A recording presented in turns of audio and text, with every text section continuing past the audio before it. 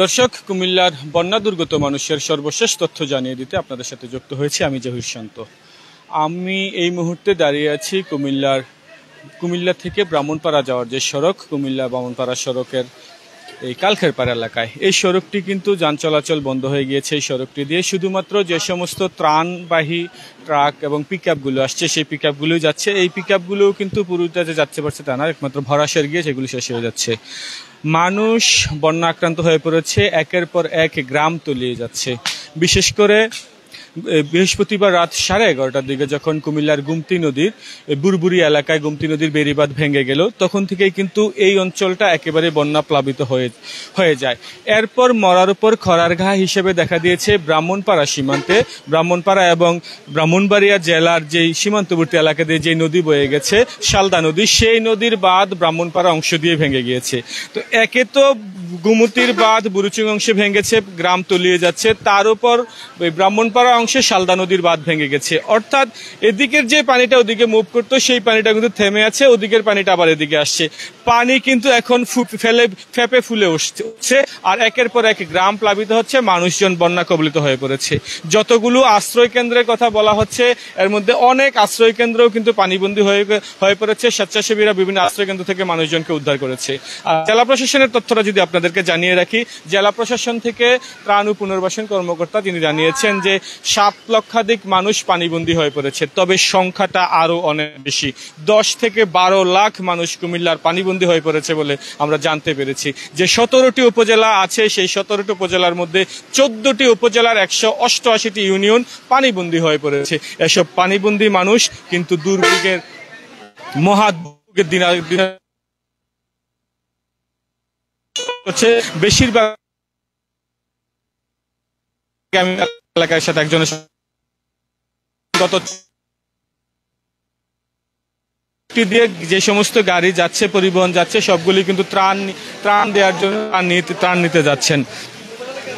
তো এই যে ত্রাণ যাচ্ছে, এখান থেকে কিন্তু একটা ভালো সিদ্ধান্ত উদ্যোগ আমরা দেখেছি যে বিশেষ করে এখানে যে সমস্ত গাড়িগুলো ত্রাণবাহী যে গাড়ি আসছে হচ্ছে যে এই এলাকায় যান, ওই এলাকায় যান। গতকাল রাত থেকে আমরা খবর পাচ্ছিলাম যে বাক্সিমূলের যে মধ্যপাড়া অঞ্চলটা, ওখানে কিন্তু আসলে ত্রাণ তেমন যাচ্ছে না। একটি পরিবারের সাথে আমার কথা হয়েছে, ওই পরিবারের সদস্য আমাকে জানিয়েছেন তারা যে এই আশ্রয় কেন্দ্রে এসে উঠেছেন, সন্ধ্যা পর্যন্ত কোনো খাবার পাননি।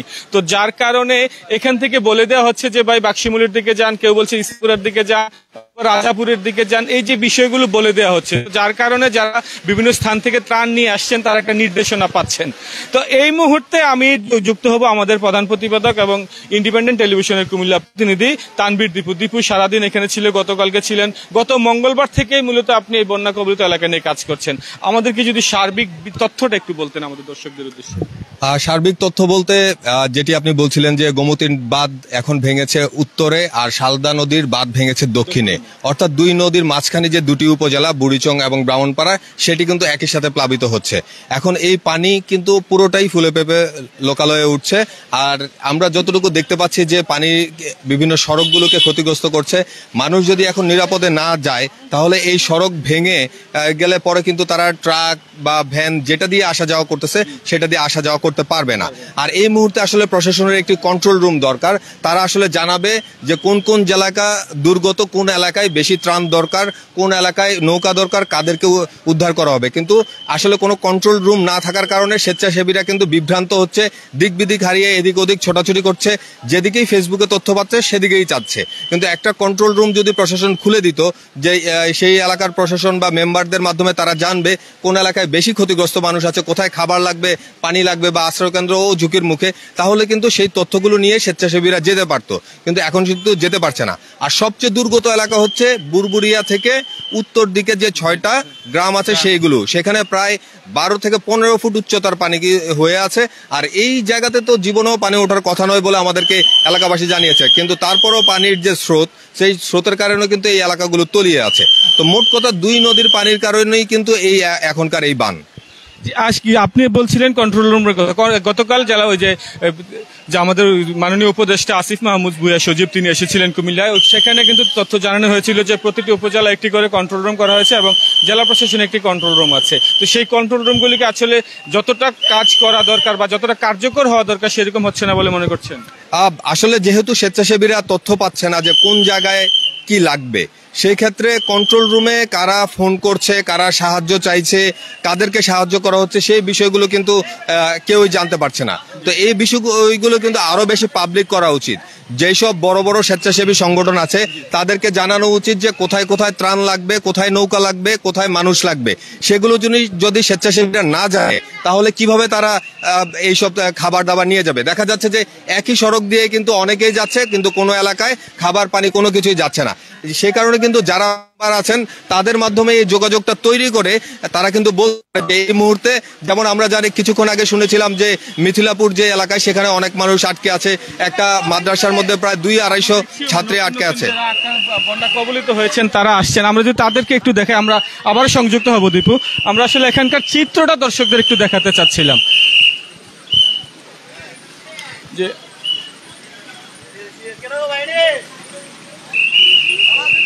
আপনারা আসলে দেখছেন, আমরা দেখছি একের পর এক ত্রাণবাহী গাড়ি কিন্তু যাচ্ছে,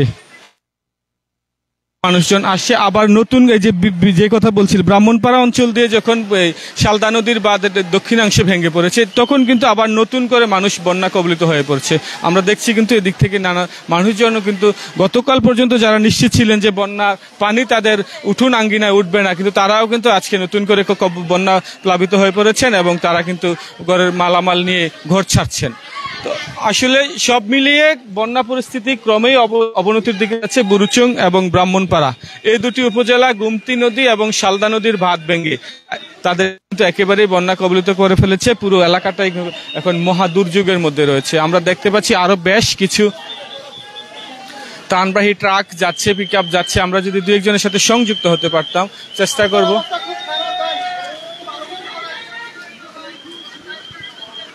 কিছুক্ষণ আগে আমি কথা বলছিলাম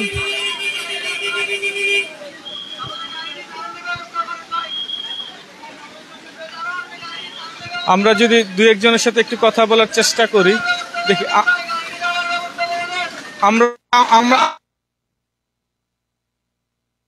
আপনারা কোন সংগঠন থেকে আসছেন?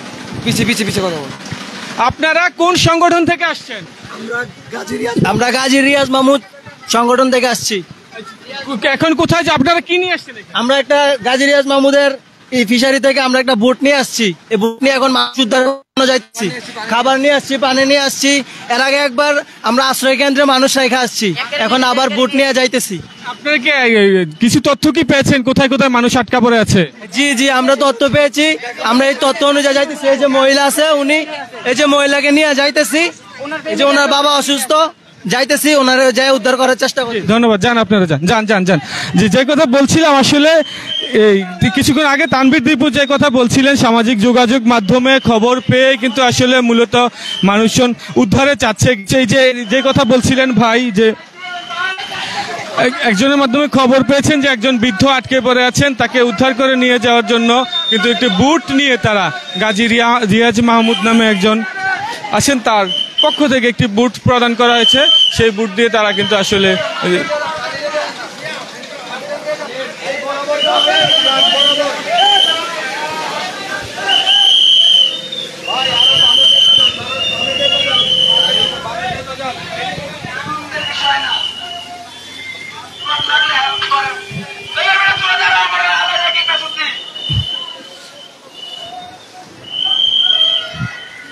এই যে প্রাকৃতিক দুর্যোগকে কেন্দ্র করে মানুষের তাদেরকে ত্রাণ দেওয়া, সহযোগিতা করা, উদ্ধার করে নিয়ে আসার জন্য মানুষের এবং স্বেচ্ছাসেবীদের যে আপ্রাণ চেষ্টা, তা কিন্তু একেবারেই প্রশংসার দাবিদার রাখে। নিঃসন্দেহে প্রশংসার দাবিদার রাখে। মানুষের জন্য যে বিষয়টি বলা হয় বারবার, কুমিল্লার এই বন্যা কিন্তু আবারও প্রমাণ করেছে আসলে মানুষের জন্য। অসংখ্য স্বেচ্ছাসেবী সংগঠনের সদস্য, রাজনৈতিক সংগঠন, সামাজিক সংগঠন এবং সামাজিক যে সাধারণ মানুষ রয়েছেন তারাও কিন্তু আসলে এই উদ্ধার কাজে সহযোগিতা করছেন। আপনার এলাকা কোনটা? শাসনগাছা। এখানে কেন আসছেন? তিস্তা ত্রাণ নিয়ে আসছেন? জি জি। কোথায় যাবেন কোথায়? এখন ভিতরে যাবো, বারাসাল ভিতরে। যেখানে যাদেরকে সামনে পাবেন, জি। আপনি কি নিশ্চিত হতে পেরেছেন আসলে কোন এলাকার মানুষের একটু খাদ্য চাহিদা দরকার? বা আপনার বানাসের ভিতরে। বানাসের ভিতরে? জি। আচ্ছা ঠিক আছে, আপনারা যান। জি, বলছিলাম যে যা পারছেন তাই কিন্তু নিয়ে আসছেন। এই মানবিকতার যে কথাটা বলছিলাম, যে মানুষ মানুষের জন্য, কুমিল্লার এই বন্যা কিন্তু মানুষের জন্য যে কথাটি আবারও প্রমাণ করেছে যে যে যা পারছেন, যার যে সামর্থ্য আছে সে অনুযায়ী আসছেন। বিশেষ করে তরুণ সমাজ যেভাবে এগিয়ে এসেছে, বোট নিয়ে জীবনের বাজি রেখে মানুষকে যেভাবে উদ্ধার করেছে। গতকালের আগ পর্যন্ত মঙ্গলবার থেকে আমরা দেখেছি যখন গোমতী নদীর বেড়ি বাঁধ ভেঙে যাওয়ার উপক্রম ছিল, যে মানুষ 4 থেকে 500 পরিবার গোমতী নদীর বেড়িবাঁধের ভিতরে প্রবেশ করা, যে 4 থেকে 500 পরিবার ছিল, সেই পরিবারগুলো যখন সেখানে পানিবন্দী হয়ে পড়লো, তাদেরকে উদ্ধারও আমরা দেখেছি মানুষের যে ঐকান্তিক প্রচেষ্টা, এগিয়ে আসা। তারপর বাঁধে যখন যেইখানে বাঁধে ফাটল দেখা দিয়েছিল সেই বাঁধ মেরামতে, মানুষকে উদ্ধারে যে বিশেষ করে যুব সমাজ, তরুণ সমাজের যে ঐকান্তিক প্রচেষ্টা দেখেছি, সেই প্রচেষ্টা কিন্তু এখনো অব্যাহত আছে। আমরা এই যে ত্রাণবাহী গাড়িগুলো যেতে দেখছি, যে মানুষজন যাচ্ছে, বেশিরভাগই কিন্তু তরুণ সমাজ। দীপু, আমি আপনার সাথে আবারও যুক্ত হচ্ছে, যে কথা আমি বলছিলাম, এই বন্যা কবলিত এলাকায় মানুষের দুর্ভোগ পোহানো মানুষকে সহযোগিতার জন্য তরুণ সমাজ যেভাবে এগিয়ে এসেছে, মানুষের জন্য যে কথাটি বারবার বলা হয়, আর এইখানে কেমন দেখছেন আপনি? আসলে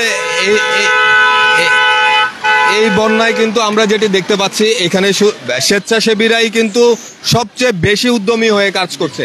বিভিন্ন অর্গানাইজেশনের যারা মেম্বার আছে, স্কুল কলেজ, বিশ্ববিদ্যালয়, মাদ্রাসা, এই ইসলামিক সংগঠনগুলো বা ধর্মীয় যেসব সংগঠন আছে সেই সব সংগঠনগুলো, যেমন আমরা জেনেছি জন্মাষ্টমী উদযাপনের টাকা পর্যন্ত বন্যার্তদেরকে দিয়ে দেওয়া হবে। অর্থাৎ স্বেচ্ছাসেবীরাই কিন্তু সবচেয়ে বেশি এই বন্যার্তদের সহযোগিতার জন্য এগিয়ে আসে। আমরা যতদূর পর্যন্ত দেখেছি, বুড়িচংয়ের বুরবুরিয়া থেকে একদম বাক্সিমূল গাজীপুর পর্যন্ত এই জায়গাগুলোতে কিন্তু স্বেচ্ছাসেবীরাই যাচ্ছে। যাদের ট্রেনিং আছে, যাদের ট্রেনিং নাই, তারাও যাচ্ছে। যত স্পিড বোট আসতেছে বা এমনিতে সাধারণ নৌকা আসতেছে, তারা কিন্তু নিয়ে যাচ্ছে। তাদের একটাই কথা যে আমাদেরকে তথ্য দেন, আমরা সেই জায়গায় যাব, উদ্ধার করে আনবো। আর একটি বিষয় আসলেই শঙ্কার, যে যারা সাঁতার জানে না, যেসব স্বেচ্ছাসেবীরা সাঁতার জানে না, তাদের আসলে উত্তরে বা পশ্চিমে যাওয়াটা ঠিক হবে না। সাঁতার জানা এবং ট্রেনিং প্রাপ্ত লোকজনই কিন্তু নৌকা বা স্পিড বোট নিয়ে যেতে পারবে। কারণ আমরা বাক্সিমূলে গতকাল সন্ধ্যায় দেখেছি বাক্সিমূলে যে মাথার উপরে পানি উঠে গেছে।